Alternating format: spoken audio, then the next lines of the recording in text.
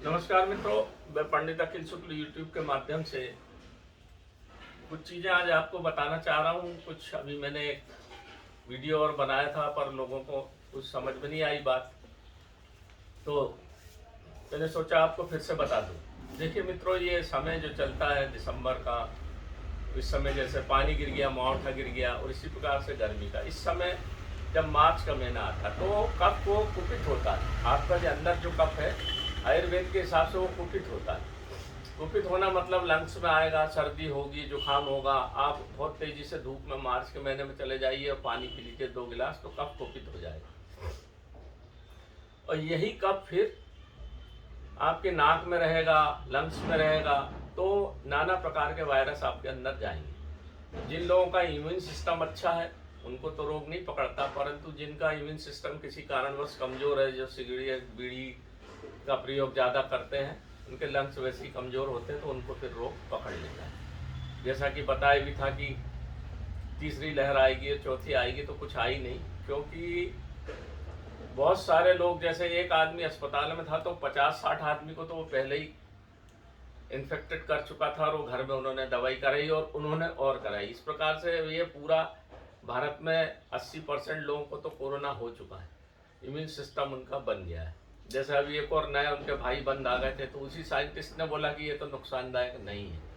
अब ये क्या है, सब भय का व्यापार है मित्रों, कुछ नहीं है। किसी भी प्रकार से देशवासियों को भय फैलाओ और अपना उल्लू सीधा करो, तो डरने की जरूरत नहीं है। हाँ, पर एक बात जरूर है, भय से विवेक जागृत होता है। जब भी आप किसी मुसीबत में हो तो आपका विवेक काम करने लगता है कि इस मुसीबत से कैसे निकले। तो विवेकशील बनिए। जो कोई चाहे कोई भी न्यूज़ बोले, कुछ भी बोले, आप उसको ध्यान से सुन के अपना निर्णय स्वयं लें। घबराने की जरूरत नहीं है, डर की जरूरत नहीं, परंतु हाँ, जो निर्देश है आपको, जो सावधानी बरतना, बाहर से आके पैर जरूर धोइए, बिना पैर धोए बिस्तर पर नहीं जाइए, हाथों को अच्छे से धोइए, मास्क का प्रयोग करिए। ये 3 प्रयोग आपको हमेशा करते रहना है, ताकि हम इस तरह की अनावश्यक बीमारियों से बच सकें। ऐसा नहीं है कि कोई कोरोना ही है, नाना प्रकार के वायरस आपकी नाक के अंदर जाते हैं। टीबी के भी जा सकते हैं, कोरोना के भी जा सकते हैं, और किसी चीज़ के भी जा सकते हैं। इसलिए हमको सावधानी तो बरतनी है। अब इतने साल से आप लोगों का पोल्यूशन में रहने वाले, देखिए बड़े शहर में ही ज़्यादा बीमारियां फैलती हैं, और खास करके यूरोप में ही सबसे ज़्यादा, क्योंकि वहाँ का जीवन ही ऐसा है और वहाँ का वातावरण ऐसा है, वायुमंडल ऐसा है, इसलिए वहाँ बीमारी फैलती है सबसे ज़्यादा। और वहाँ के लोग बताते हैं कि ऐसा हो गया, वैसा हो गया। एक तो डॉक्टर हैं बेचारे गोड़ से इंग्लैंड के, उन्होंने भी बोला है कि बीमारी तीसरे वायर नहीं फैलेगी, आप घबराइए मत। तो भय से हमको नहीं घबराना है। और सबसे ज़्यादा यूरोप में इसलिए दवाइयों का, मेडिसिन का उपयोग हुआ है एलोपैथिक का, कि वहाँ सबसे ज़्यादा बीमारी होती है। वातावरण वैसा है, खान पान वैसा है, कभी भी सो रहे, कहीं भी उठ रहे, और ठंडा वातावरण है। तो जहाँ भी शीत का वातावरण रहेगा तो कफ बनेगा, और कफ बनेगा तो फिर बीमारियाँ पकड़ेंगी। ये इसका एक मुख्य कारण है। तो हमारे शरीर में कफ को नहीं बनने देना है। उसके लिए क्या करना है, मैंने आपको बताया भी था कि ये देखिए ये चीज़ें रखी हुई हैं, ये चूर्ण बताया था मैंने। तो यहाँ पे 11 चीज़ें हैं मित्रों, इसमें से 5 से दिखा दो। इसमें से कुछ हिमालय की चीज़ें हैं, जैसे ये जल केसर है, ये हिमालय का है, बहुत गर्म है, क्लोजअप कर सको तो कर दो। ये नाग छतरी है, ये नाग छतरी इसलिए बोलते हैं कि इसका जो ऊपर का भाग है नाग के जैसा दिखता है। ये बहुत गर्म होती है और शरीर के इम्यून सिस्टम को बहुत मजबूत करती है। ये गंधरायण, ये भी हिमाचल की है, इसको मसाले में डाल के खाते हैं, गर्म है, ये कफ को बाहर निकालती है। शिलाजीत तो आपको मालूम ही है, बहुत ताकतवर चीज़ होती है शिलाजीत। अड़ूसा, ये आपके फेफड़े के लिए बहुत बढ़िया चीज़ है, पूरे लंग्स को बाहर निकाल देती है। मैं ऐसा कर देता हूँ ताकि आप इसके नाम देख सकें। ये देखिए शिलाजीत, शिलाजीत में बहुत सारी, अगर शुद्ध शिलाजीत हो तो इसमें धातुएं होती है, पारा, गंधक, आपका तांबा, चांदी, सब होता है इस शिलाजीत के अंदर, जो आपके खून में मिलके आपके खून को पुष्ट करती है, खून को पतला करती है। खून के साथ आपके पूरे जितने रोग हैं शरीर में, उसको ठीक करने में शिलाजीत बहुत काम आती है, बहुत अच्छी चीज़ है ये। बशर्ते इसको सूरतापन विधि से निकाला हो। हम कच्ची शिलाजीत खरीदते हैं, फिर गर्मी के दिनों में उसको सूरतापन विधि से मलाई निकाल के बनाते हैं, इसलिए इसके ऊपर ऐसे निशान भी दिखेंगे मलाई के। फिर सुखा लेते हैं। ये इस तरह से आती है, गीली नहीं आती है। इसको जलाएंगे तो लिंग शेप में हो जाती है, ख़त्म नहीं होती जल के ये। अब इधर देखिए मित्रों, इधर बहुत बढ़िया चीज़ है शिप्रा बूटी। शिप्रा बूटी के बारे में ऐसा बोलते हैं कि शिप्रा बूटी अकेली आपके शरीर को कायाकल्प करती है, और ये रसायन है। पीली आपका रुद्रवंती है जो शरीर के समस्त रोगों को ठीक करती है। रुद्रवंती के बारे में सब लोग जानते हैं, मेरे कई वीडियो हैं। कफ को बाहर निकालती है, दमा की बहुत बढ़िया औषधि है। पुनर्नवा सफ़ेद की जड़ है ये, जहाँ भी रोग हो गया उसको दूर करके उस जगह को दुरुस्त करती है। ये मिस्त्री है, ये आपके समझ लीजिए डॉक्टर है, ये आयुर्वेदिक डॉक्टर ही है ये। धमासा गर्म होता है, राजस्थान में होता है, और ये इम्यून सिस्टम, रोग प्रतिरोधक क्षमता की बहुत बढ़िया चीज़ है ये। इसको मैंने इन सब का पाउडर में पीता हूँ तो मैं सोचता हूँ मेरे शरीर में कफ नहीं होगा, परंतु चाय जब मैं इसकी बना के पीता हूँ सवेरे 15-20 मिनट के बाद कफ निकलता है मेरा भी। ये है चित्रक लाल, ये भी गर्म होता है। ये आपके रक्त के अंदर जितने भी आपकी वाहिकाएं हैं, धमासा, और ये रक्त की वाहिका को साफ करता है, तो ये हृदय रोग में भी बहुत अच्छा काम करता है। बहुत अच्छी चीज़ है ये।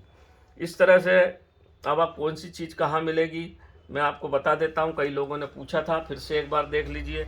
ये जल केसर है, गरम है, ये मिलेगी हिमालय में। ये नाग छत्री हिमालय की औषधि है। गंधरायण हिमालय की औषधि है।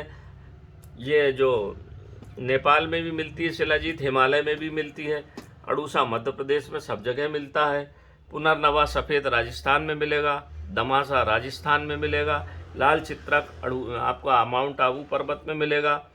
शिप्रा बूटी आपको यूपी में यमुना नदी के किनारे किनारे मिलेगी, और पीली रुद्रवंती आपको हिमालय में ही मिलेगी। ये इतनी चीज़ें हैं मित्रों, ये देख लीजिए, इनको समझ लीजिए। और हिमालय पे जो भी चीज़ें मिलेंगी अधिकांशतः गर्म मिलती हैं। वो कुछ चीज़ें ठंडी है पर अधिकांशतः गर्म होती हैं, इसलिए वो हिमालय में टिकती है, और वहाँ के साधु संत महात्मा इसका भरपूर उपयोग करते हैं। तो मेरा आपसे निवेदन है, पकड़ कर मेरा आपसे निवेदन है कि इस चूर्ण को बना लीजिए। ये वहाँ आप देहरादून जाएंगे, वहाँ ये सब चीज़ें मिल जाएंगी, बाज़ार से आप खरीद लीजिए। दिल्ली से मत लीजिए, क्योंकि दिल्ली में गड़बड़ होती है और इन सब चीज़ों में मिलावट बहुत होती है। परंतु मैं अच्छे से जानता हूँ, आप ऋषिकेश चले जाइए, या आप द्वारका, आप ऋषिकेश के नीचे हरिद्वार में भी अच्छी दुकानें हैं, वहाँ से चीज़ें आपको मिल जाएंगी। या हम बना के पाउडर भी दे रहे हैं, और इसकी चाय पीना है हमको। देखो मित्रों, चाय जो सबसे शुरू में जो चाय पी जाती थी, इसी तरह का काढ़ा बना के लोग पीते थे। हमारे बाबा भी 1 गिलास भर के पीते थे। धीरे धीरे वो 1 गिलास चाय का सिस्टम शुरू हो गया। ये अंग्रेजों ने शुरू करा दिया आपको चाय की लत। सवेरे इस काढ़े को इसलिए पी जाता था कि रात भर में जितना आपके शरीर में कफ इकट्ठा हुआ है, वो कफ मल मूत्र के माध्यम से और गले से निकल जाए। इसलिए पुराने जमाने के लोग 100 साल से ऊपर जीते थे। मुख्य चीज़ है कफ, और कफ से ही फिर आपको हृदय रोग होगा, वात रोग होगा, सांस लेने में दिक्कत आएगी, लंग्स कमज़ोर हो जाएंगे। नाना प्रकार के रोग उत्पन्न करने वाला एक कफ है। इसलिए हमको, और अभी आप देख ही रहे हैं, सांस लेने में तकलीफ, लंग्स की सबको बीमारी, तो कफ ही है। कफ ही ने इतने लोगों को जान ली है। तो हमको शरीर में कफ को नहीं जमा होने देना। दूसरी बात एक और है, इसको खाने के बाद अगर आप 15 से 20 मिनट एक्सरसाइज करते हैं, कोई सी भी करिए, उसकी कोई दिक्कत नहीं है, योग करिए, एक्सरसाइज, खून गर्म होकर घूम जाए आपका, तो आपके पूरे शरीर का कल्प हो जाता है। जोड़ों के दर्द ठीक हो जाएगा। हार्ट में किसी प्रकार का ब्लॉकेज है तो ठीक हो जाएगा। वेंस वाहिकाएं में कहीं कोई अटकाव हो रहा है कफ का, वो ठीक हो जाएगा। वही वेंस और वही जाके फिर हार्ट में इकट्ठा होता है, हार्ट की नलियों में इकट्ठा होता है, और धीरे धीरे जाते जाते वो कड़क हो जाता है। फिर खून जाना बंद होता है, तो और अटैक आ जाता है। तो मुख्य रूट काज जो है, मुख्य कारण है कफ। तो कफ को हमारे शरीर से बाहर निकालिए, तो आपको सांस लेने में अच्छा रहेगा। आपके लंग्स साफ हो गए तो आपको सांस खूब अच्छी लेंगे, आप गहरी सांस खींचेंगे। वही ऑक्सीजन आपके शरीर में जब मिल के जाए, वैसे ही तो आपको ऑक्सीजन, आजकल आप देख रहे हैं कितना पॉल्यूशन हो रहा है, और ऊपर से और कफ हो गया, तो आपका लंग जो ऑक्सीजन ले ही नहीं पाता। जब ऑक्सीजन खून में मिलेगी नहीं तो आपकी पूरी शरीर का सिस्टम बिगड़ता चला जाता है। जैसे शहर में बिजली नहीं मिलना बंद हो जाए, टिमटिमाए बल्ब तो काम नहीं होता, ऐसे ही फिर आप टिमटिमाते मरते जीते जीते हो, और फिर एलोपैथिक खूब दवाई खाते हो। वो सब दवाइयाँ जाके लीवर में जमा होती, फिर लीवर खराब होगा, किडनी खराब। हमारा शरीर प्रकृति से बना है, ये बिल्कुल आप ध्यान से सुनिए, ये आयुर्वेद बोलता है। आपका शरीर प्रकृति से बना है, प्रकृति से बना है, प्रकृति में मिल के मिट जाएगा। इसलिए प्राकृतिक चीजें ही 100% आपको ठीक कर सकती है। कोई दूसरा बाहर का केमिकल आपको 100% ठीक नहीं कर सकता। हाँ, टेम्परेरी रिलीफ दे सकता है, थोड़े समय के लिए दे सकता है। अकस्मात जो कुछ हुआ है उसके लिए एलोपैथ बहुत अच्छी है, मगर तू लंबे समय के लिए या निरोग, इसलिए बोलते हैं इसको आयुर्वेद, आयु का वेद है। आपकी आयु को बढ़ाने के लिए ये पुराने ऋषि मुनियों ने, हमारी भारतीय संस्कृति ने, मनीषियों ने बड़ी मेहनत की है मित्रों। इस पे बहुत सारी दवाइयाँ खोजी हैं, कितना प्रयोग किया उन्होंने, और हम उसका उपयोग नहीं कर रहे हैं। बड़े साधारण मिलती है, सरल मिलती, थोड़ी महंगी जरूर हो गई है, क्योंकि आजकल आयुर्वेद का प्रभाव बढ़ने से लोग खोद के ले जाते हैं, तो उसमें मिलावट भी होती। बस हमको दवाइयाँ शुद्ध चाहिए, बिल्कुल 100% लाभ होता है मित्रों। मैंने जिन को दिया है बहुत अच्छा लाभ हो रहा है, हृदय पे भी अच्छा काम कर रहा है, लंग्स पे भी कर रहा है, किडनी लीवर पे भी काम करता है, क्योंकि सबसे पहले कफ चिपकता है जाके, और फिर उसमें बीमारी का रोग बीज हो जाता है। कफ क्या है? मिट्टी है। आपके शरीर में जो कफ इकट्ठा होता है वो रोग के लिए मिट्टी है, खाद का काम करती है, और उसके ऊपर फिर जाके बीज रोपित हो जाता है। ये आयुर्वेद का सिद्धांत है, ये मुख्य सिद्धांत है आयुर्वेद का। तो मिट्टी आप तैयारी मत होने दो, कितना ही बीज आने दो, निकल जाएगा। उसको मिट्टी नहीं मिलेगी, उगेगा ही नहीं, वैसे ही निकल जाएगा। ये बिल्कुल छोटी छोटी बातें हैं मित्रों, इसको समझिए। ये कोई बड़ा भारी रॉकेट साइंस नहीं है।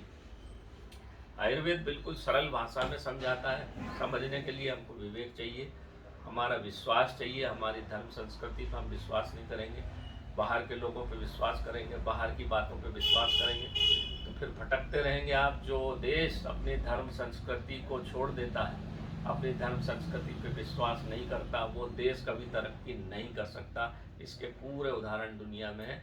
चीन को देखिए, चीन में पूरा आयुर्वेद है, जर्मन में पूरा होम्योपैथी आयुर्वेद भी है। वह इसका रस निकालते जड़ी बूटी का, अल्कोहल में मिला दिया, आयुर्वेद है। आयुर्वेद ही जन्मदाता है दवाइयों का, और कोई नहीं। तो हम अपनी मातृभूमि को भूल गए, फिर तुम सबकी पूजा करते रहो। दुनिया में सबकी माँ को पूजो, कोई मतलब नहीं होता। अपनी माँ को जिसने छोड़ दिया उसको फिर कोई माँ गले से नहीं लगाती। इसलिए मित्रों, मेरा करबद्ध निवेदन है, आप लोग आयुर्वेद का भरपूर उपयोग कीजिए। कुछ नहीं मिलता, अड़ूसा ले लीजिए, धमासा राजस्थान में मिल जाएगा, रुद्रवंती मिल जाएगी, इन सबको लेके काढ़ा पीते रहिए। काढ़ा सवेरे जरूर पीजिए अपना बना, तो आपको बहुत सारे रोग नहीं होंगे। डरने की कोई आवश्यकता नहीं है, भय बहुत हो गया। अब निडर और निर्भीक होकर जीजिए। जितना भगवान ने जीवन दिया है उतना ही जिएंगे, उससे ज़्यादा न कोई एक पल जी पाया है, न उसके पहले कोई मर सकता है। तो नमस्कार मित्रों, मैं पंडित अखिल शुक्ल, जय महाकाल आयुर्वेद। मेरा ये कार्ड है, मेरा मोबाइल नंबर है 9165823833। नमस्कार।